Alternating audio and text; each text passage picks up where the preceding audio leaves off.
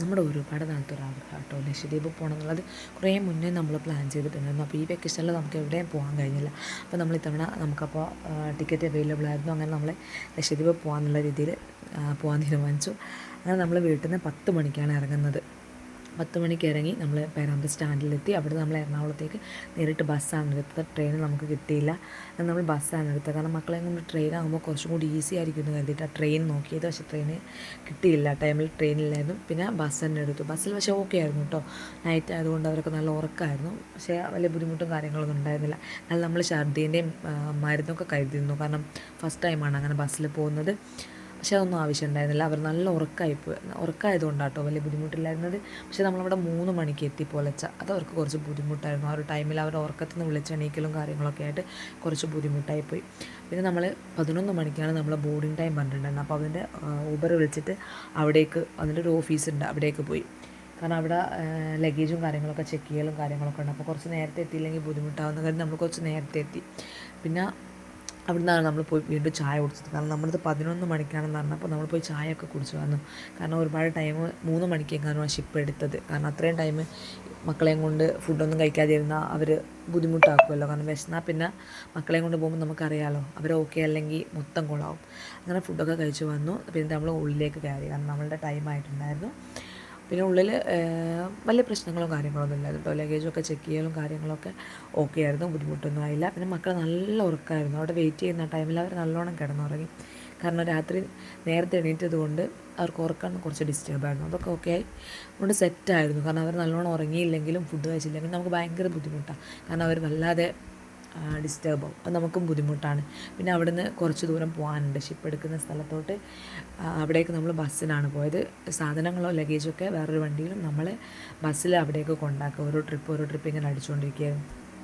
അപ്പോൾ നമ്മൾ ഷിപ്പിലേക്ക് കയറി. ഷിപ്പ് കയറുമ്പോൾ ഭയങ്കര എക്സൈറ്റഡ് ആയിരുന്നു. ആദ്യമായിട്ടാണ് അവർ ഇത്രയും വലിയൊരു ഷിപ്പ് കാണുന്നത് തന്നെ. അതിൻ്റെ എക്സൈറ്റ്മെൻറ്റും കാര്യങ്ങളും അവർക്ക് നല്ലോണം ഉണ്ടായിരുന്നു. കാരണം ഓടിച്ചാടിയാണ് അവൾ കയറിക്കൊണ്ടിരിക്കുന്നത്. പിന്നെ നമ്മളതിൻ്റെ ഉള്ളിലേക്ക് കയറി.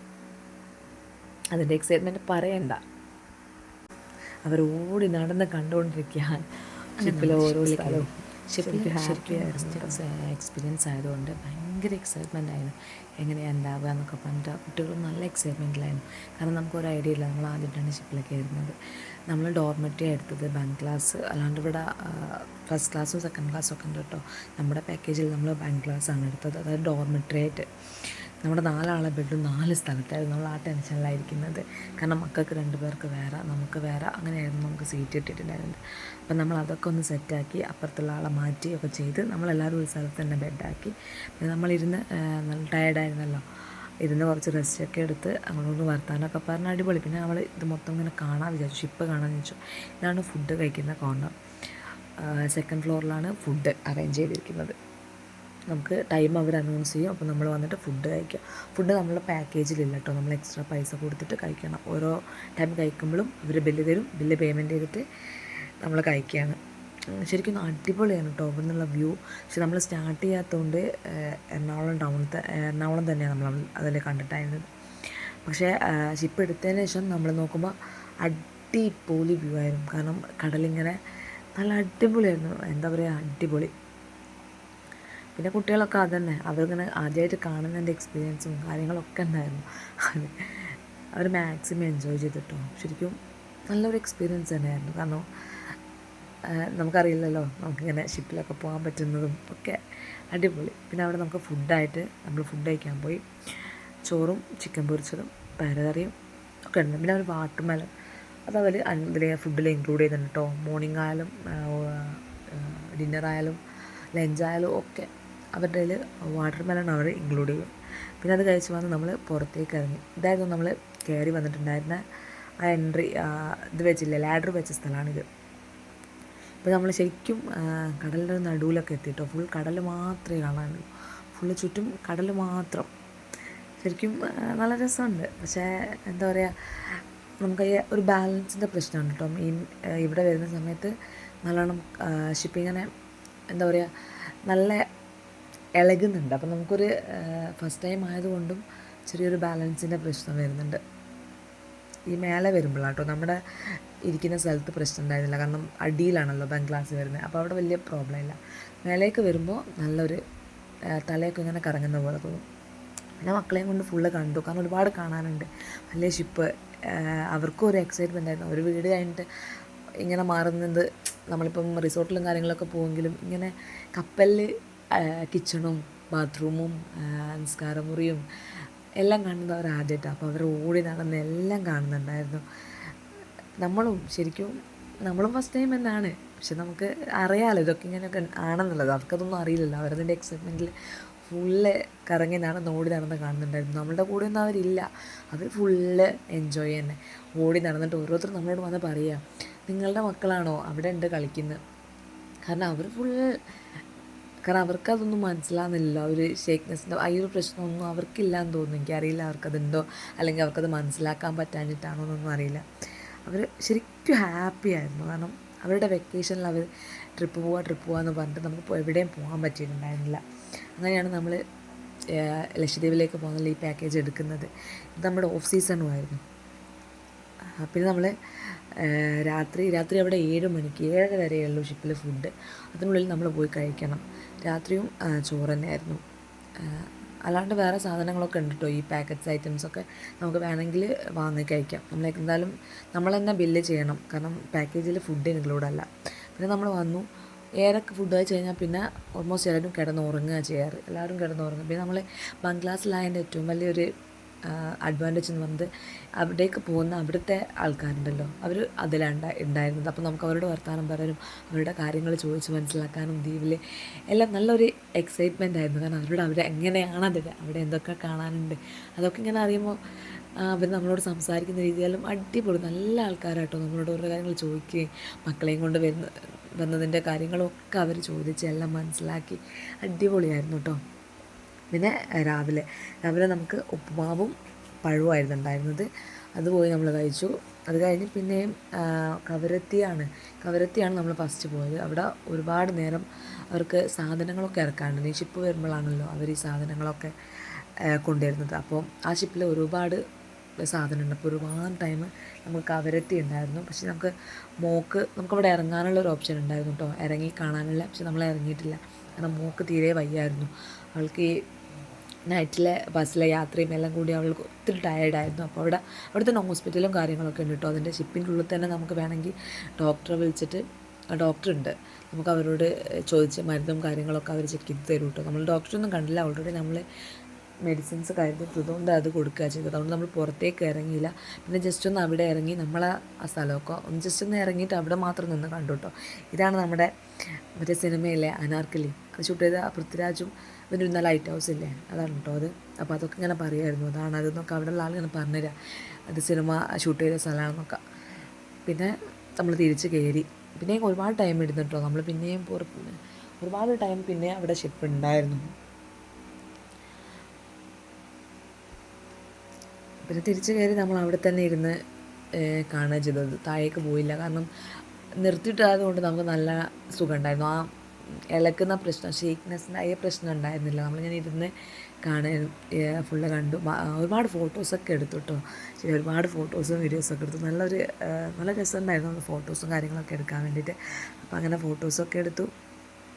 പിന്നെ മക്കളിങ്ങനെ അവർ ഫുൾ എൻജോയ്മെൻ്റ് തന്നെ, അവർക്കൊരു പ്രത്യേക നടക്കുകയും കാര്യങ്ങളും ഒക്കെ അടിപൊളിയായിരുന്നു. കണ്ടോ, കടലിൽ നിന്നിറങ്ങി കണ്ടോ, പിന്നീട് അങ്ങോട്ട് അവിടെ എത്തിയ ആ കവരെത്തി അതിൻ്റെ മുന്നോട്ട് നീലക്കടല, നമ്മുടെ മാലിന്യങ്ങളൊന്നും തന്നെ അതുപോലത്തെ ആ ഒരു ഡാർക്ക്നെസ്സുള്ള കളറേ അല്ല, അടിപൊളി നീലക്കടൽ, ശരിക്കും പറഞ്ഞാൽ നീലക്കടൽ, ക്രിസ്റ്റൽ ക്ലിയർ ആയിട്ടുള്ള വാട്ടറാണ്. നമ്മൾ സിനിമയിലൊക്കെ കണ്ടിട്ടില്ലേ അവിടുത്തെ ഒരു വെള്ളവും കാര്യങ്ങളൊക്കെ, ശരിക്കും അങ്ങനെയായിരുന്നു കേട്ടോ.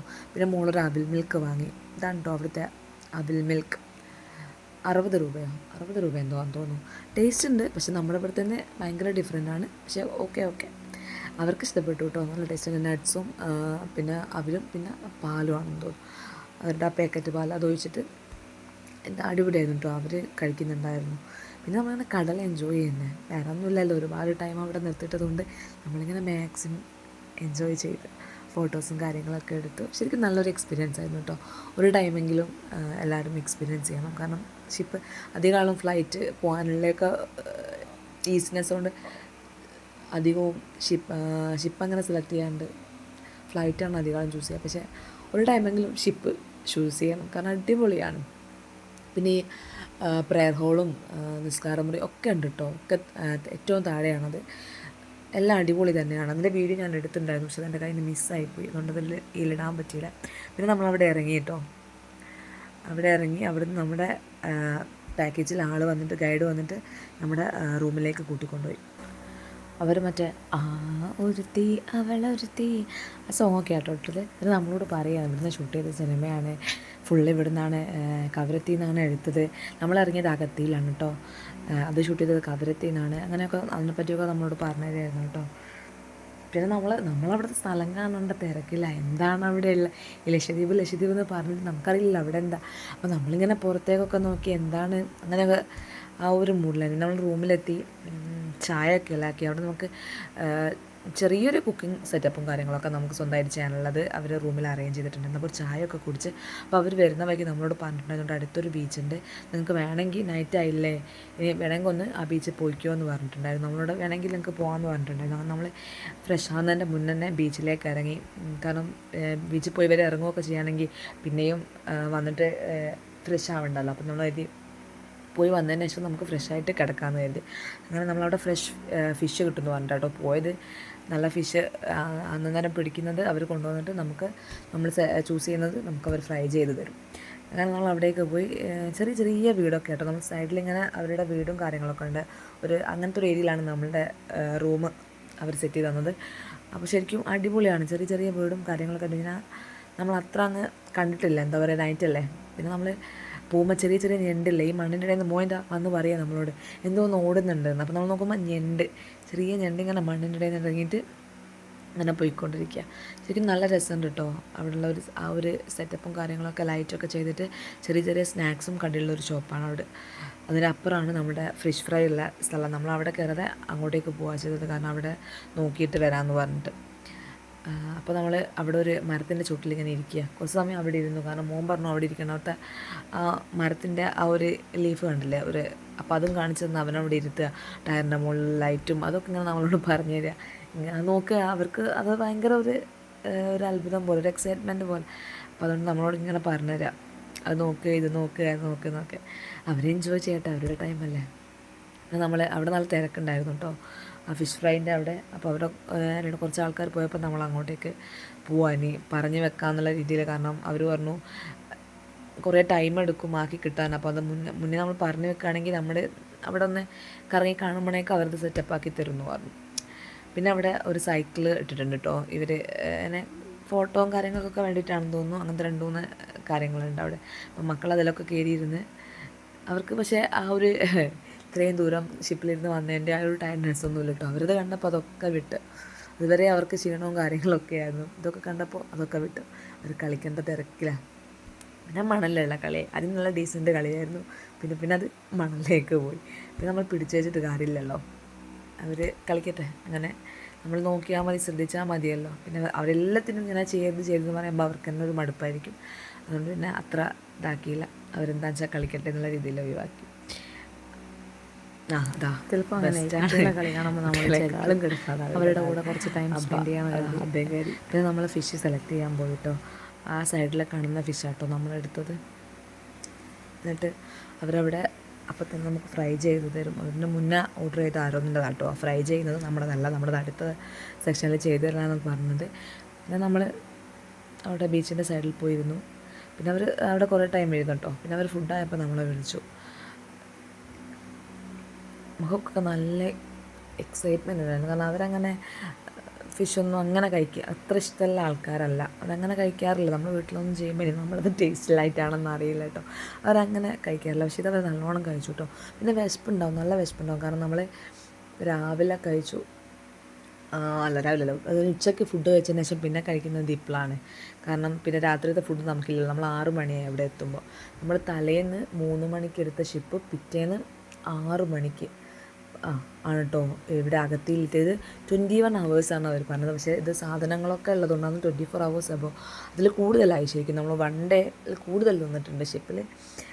അതിൻ്റെ വിശപ്പാണോ എന്നറിയില്ല, എല്ലാവരും നല്ലോണം കഴിച്ചു. പിന്നെ അടിപൊളി ടേസ്റ്റും ആയിരുന്നു കേട്ടോ. ഫ്രഷ് ഫിഷിൻ്റെ ആ ഒരു ടേസ്റ്റും കാര്യങ്ങളൊക്കെ ഉണ്ടായിരുന്നു.